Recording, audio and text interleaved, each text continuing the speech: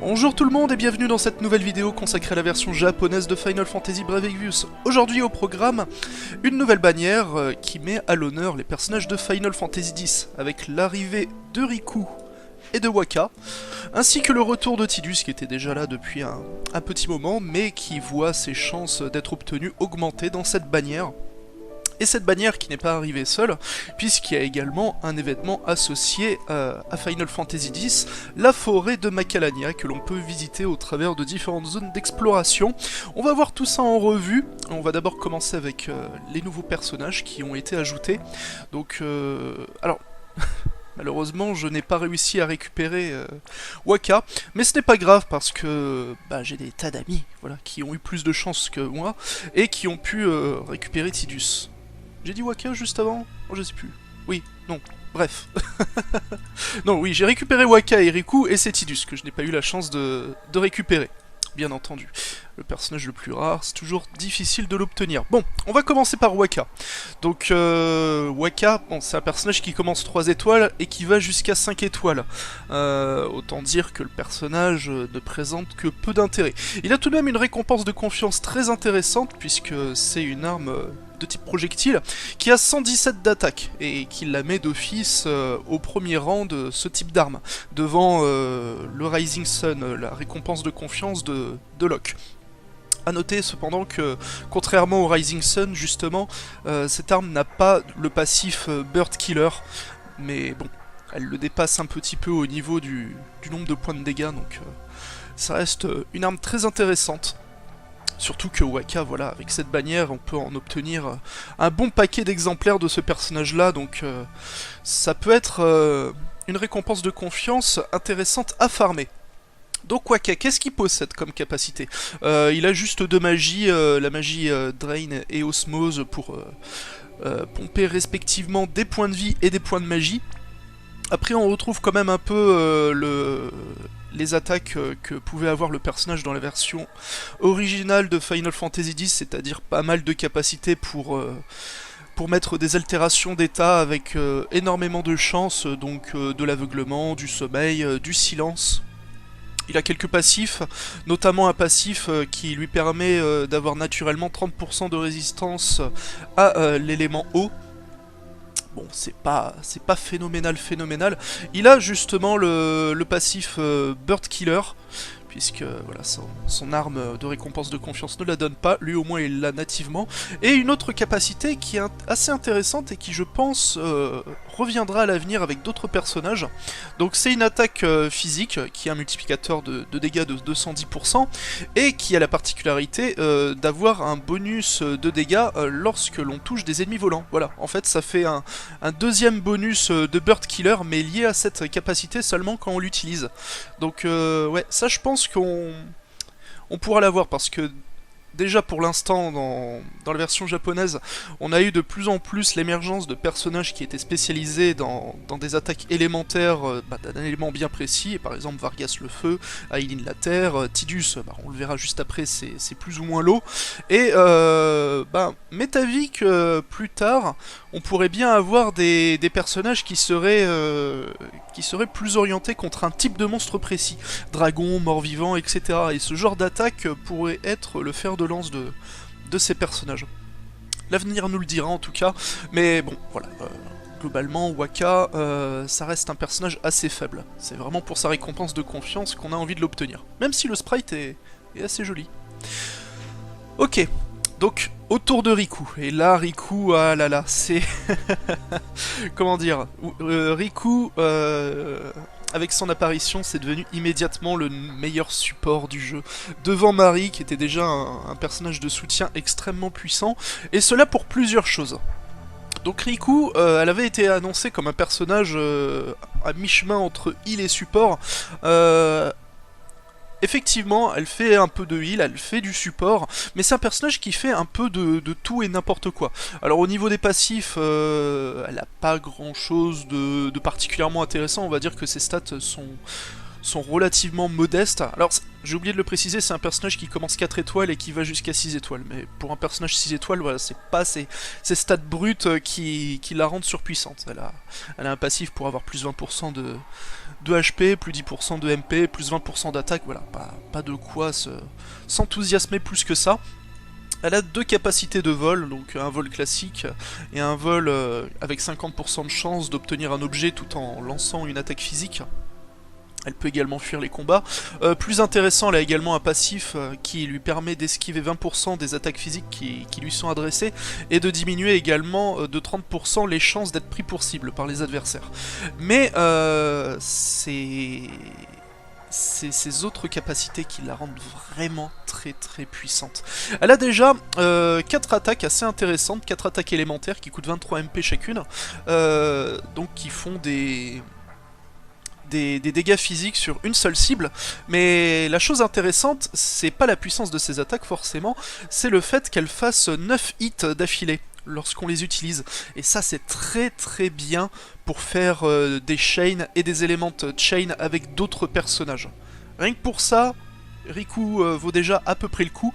Elle a également un sort de soin en AOE, donc qui redonne un montant fixe de points de vie, 1000 points de vie, mais qui a également la particularité de pouvoir soigner le poison, le silence et la pétrification. Donc ça reste sympa, mais bon, c'est un heal relativement limité. Par contre, elle a une autre capacité qui était jusqu'à présent uniquement possédée par Tillis, le meilleur mage blanc du jeu, c'est la capacité Méga Phoenix, une résurrection à 70 MP. Pourquoi ça coûte aussi cher? Eh bien tout simplement parce que c'est déjà une résurrection qui redonne l'intégralité des points de vie d'une cible ressuscitée, mais en plus, c'est une résurrection sur l'ensemble du groupe. C'est extrêmement puissant. Mais si c'était que ça, ça serait déjà bien. Mais il y a encore mieux avec Riku, en particulier cette compétence. Donc de la même manière que Terra ou Ilius précédemment, Riku possède une capacité qui donc nécessite d'être lancée une première fois pour avoir accès à 3 nouveaux sorts durant 4 tours. Et c'est là où ça devient assez intéressant. Donc ces 3 sorts supplémentaires, alors les 2 premiers sont pas particulièrement intéressant. Elle a une AOE qui fait des dégâts fixes de 19 998 de dégâts. C'est pas phénoménal. C'est un peu de la même manière que Setzer, hein. C'est des dégâts fixes, donc ça peut être intéressant pour faire des chains et multiplier ce montant, mais la valeur de base est relativement peu élevée. Donc bon, c'est pas ça l'attrait principal de cette capacité. La deuxième attaque qui est débloquée, c'est une AOE encore une fois, mais qui met 2 altérations d'état de manière garantie parmi toutes les altérations d'état possibles. Donc ça aussi, ça peut être intéressant. Mais là où lancer cette capacité se révèle le plus lucratif, c'est pour le déblocage de la dernière compétence, qui est une AOE qui augmente de 40% la résistance à tous les éléments, et qui diminue également la résistance... les dégâts que l'on subit de 30%. C'est très très très très fort. C'est peut-être l'un des meilleurs buffs du jeu pour augmenter la résistance de son équipe. Parce que le 30% de réduction de dommages, c'est toutes les sources de dommages. Pas seulement le physique ou le magique, c'est tout. Il y a très peu de capacités qui réduisent comme ça, de manière brute, l'ensemble des dégâts. Il y a la limite break d'Ishtola, il y a l'invocation Golem, il y a également une capacité du tank Willem, et puis c'est tout. Donc ça c'est très très fort.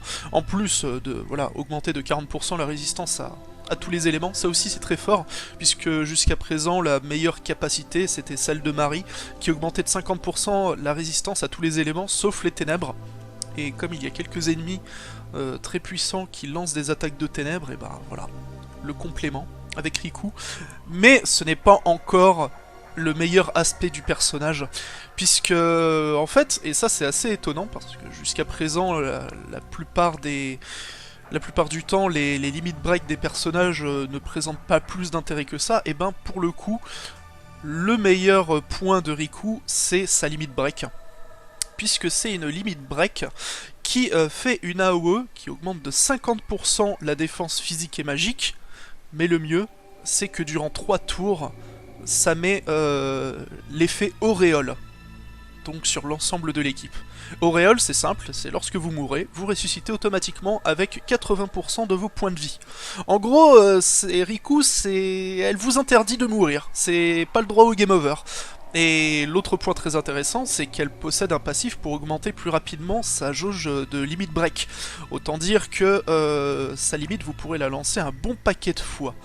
Et bah, ça rend le personnage tout simplement divin. Voilà. Donc comme c'est un personnage qui commence 4 étoiles, la récupérer avec la bannière actuelle dans un cristal jaune, ça reste relativement simple, et je ne saurais trop vous encourager, si vous jouez à la version japonaise, de tenter de vous la procurer. Et enfin Tidus, donc Tidus qui était apparu un peu précédemment, de la même manière que Lightning actuellement sur la version globale, Tidus était arrivé avec d'autres personnages originaux de Final Fantasy Brave Exvius. Et là, donc, de la même manière que je pense Lightning, lorsqu'il y aura les autres personnages de Final Fantasy XIII, elle se retrouvera avec eux dans la bannière. Là, Tidus, voilà, il a fait son petit retour dans la bannière Final Fantasy X.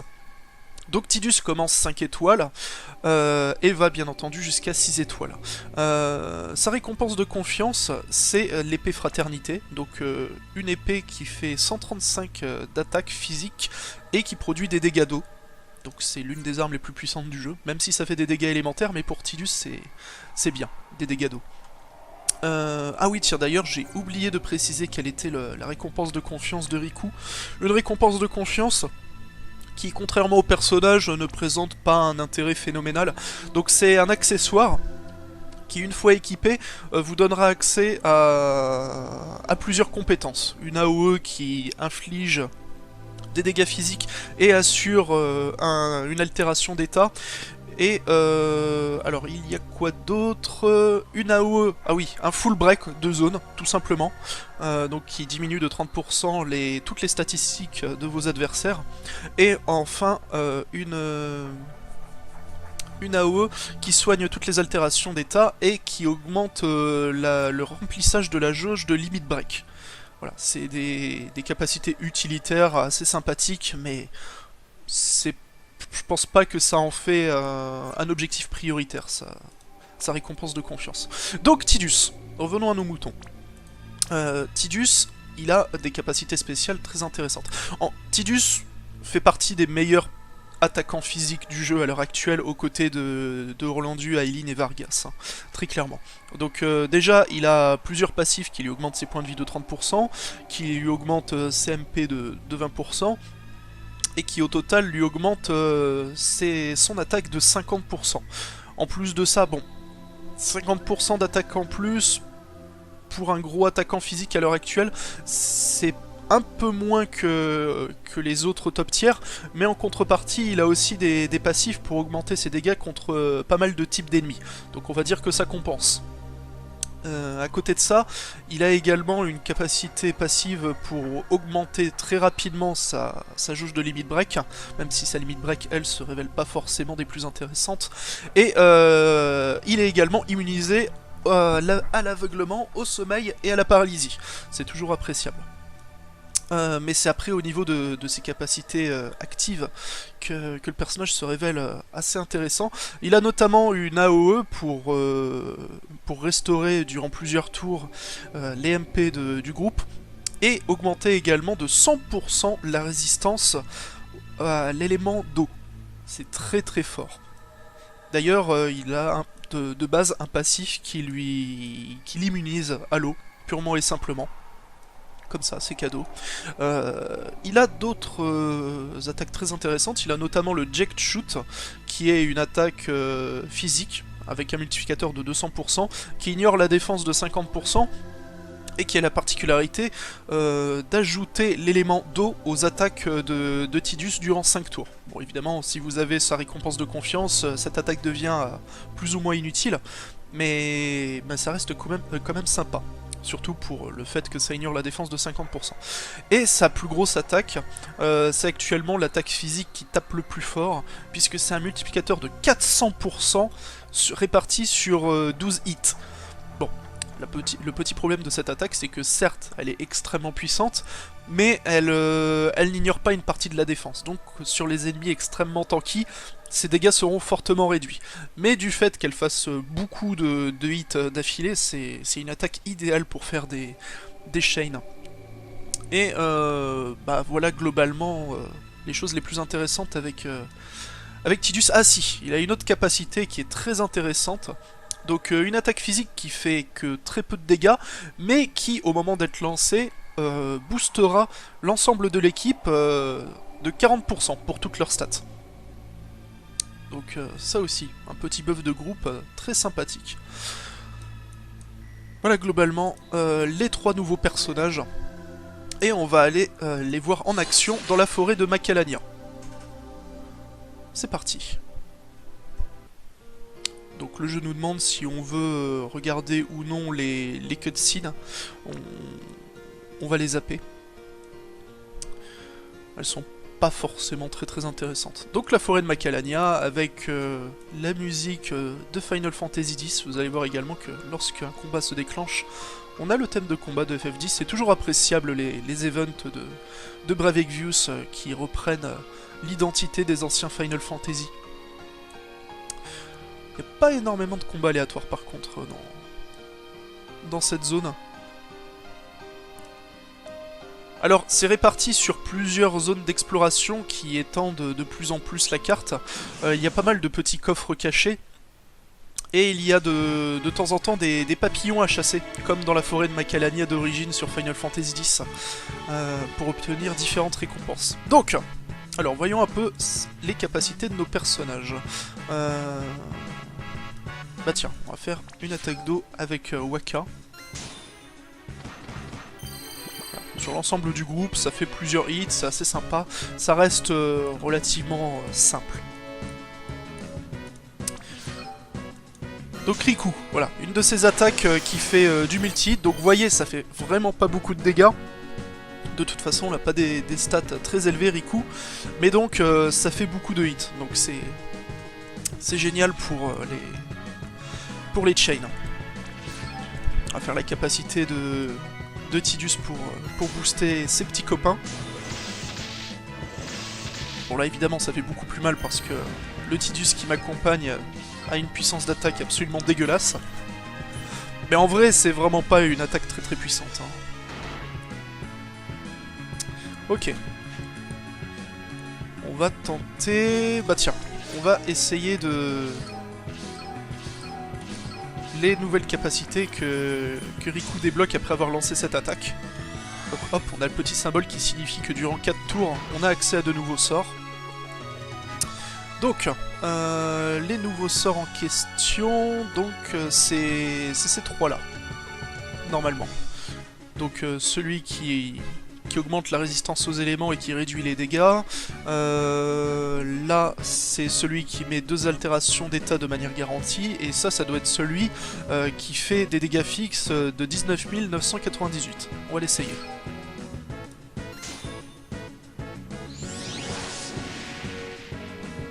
Voilà. C'est exactement ça. Oh, le petit 0 de vital. Hein. Très bien. Et ben on va l'achever avec une grosse attaque de Tidus. Le Jack Shoot. Qui fait plutôt mal.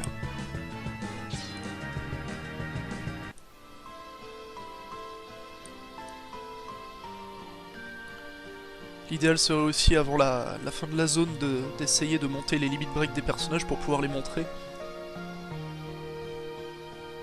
Elles sont assez sympas, en particulier la limit break de Tidus, hein, puisque ça reprend globalement l'animation de son overdrive dans le jeu d'origine. Si seulement le jeu était assez généreux avec les combats aléatoires, merci beaucoup. Donc, on va faire des attaques simples pour builder la limit break.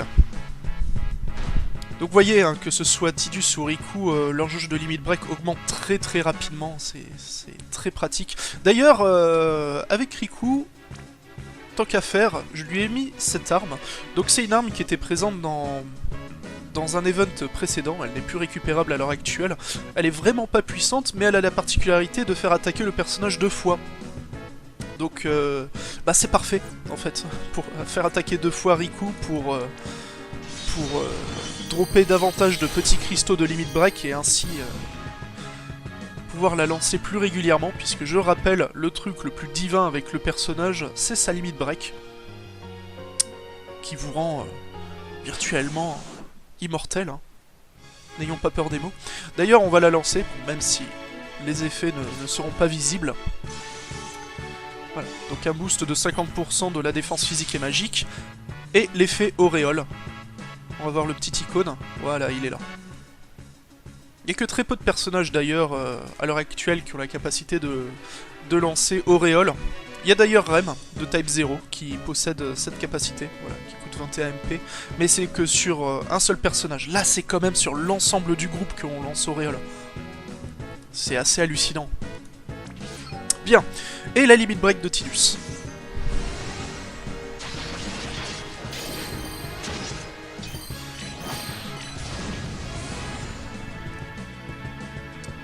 Qui a la particularité également au niveau 1 de réduire de 75% la résistance à l'eau. Et qui au niveau max diminue de 100% la résistance à l'eau. Ça reste quand même assez puissant. En fait, ouais, voilà, la limit break en elle-même ne fait pas énormément de dégâts.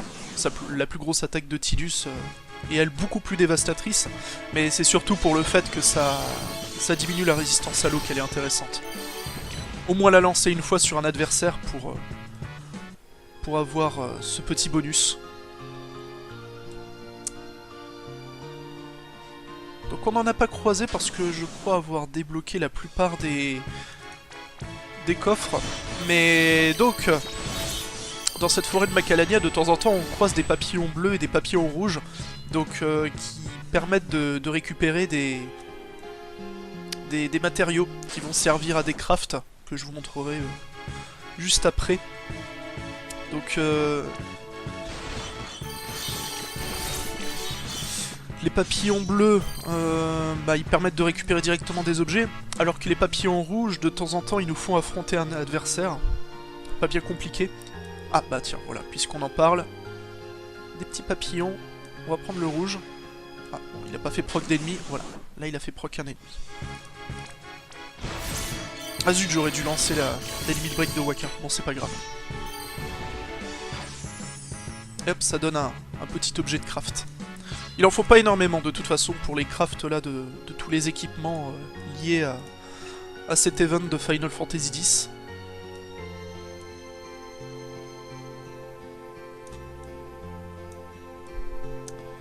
Mais par contre, dans la dernière version de la forêt de Macalania, on a tout de même de temps en temps de très gros papillons rouges qui là nous font affronter une chimère un peu plus costaud, mais pas forcément beaucoup plus dure. Et globalement,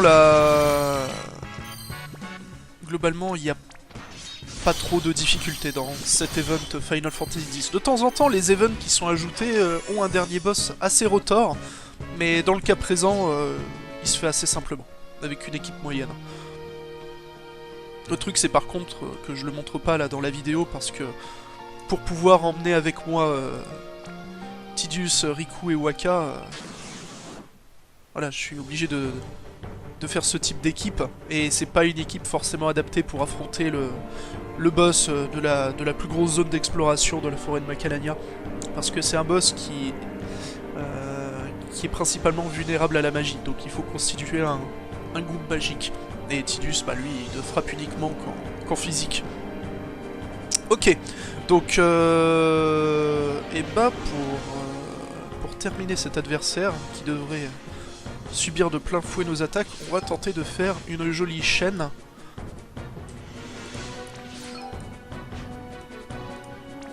Avec nos 3 personnages.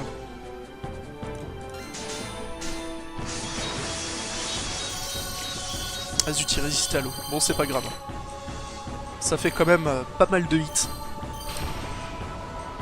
C'était le plus important. Donc on a vu hein, à l'œuvre la plus grosse attaque de Tidus, qui donc a un multiplicateur physique de 400% et qui fait 12 hits. C'est vraiment très fort.